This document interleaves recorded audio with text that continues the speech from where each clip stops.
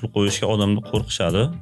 Ayniqsa bizda O'zbekistonda odamlar bankka pul qo'ygandan ko'ra uyda saqlashni afzal ko'rishadi. Lekin bankka pul qo'yish bu xavfsiz. 19-fevral 2025-yildan qonunchilikka o'zgartirish kiritildi. O'sha banklardagi omonatlarni himoya qilish to'g'risida. Bu bankka qo'yilgan omonatlar 100% kafolatlangan bo'lsa, hozirgi kunda 200 million so'mgacha har bitta bankda, bitta mijozdan 200 million so'mgacha omonatlar kafolatlanishi belgilab qo'yildi. Hozirgi kunda bu qonun talabini ham o'sha noto'g'ri tushunishyapti.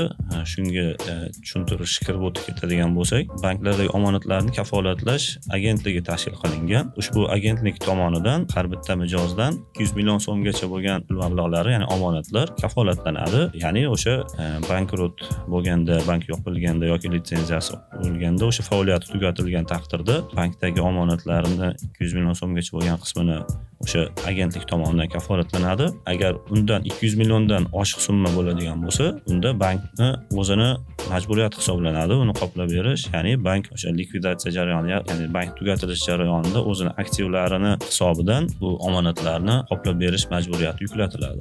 Moliya bilimlar yetarli bo'lmaganligi hisobiga bankka qo'ysam, keyin qaytarib ola olmayman degan tushuncha shakllangan. Bu o'sha aytib o'tganimdek qonun talabidan kafolatlangan.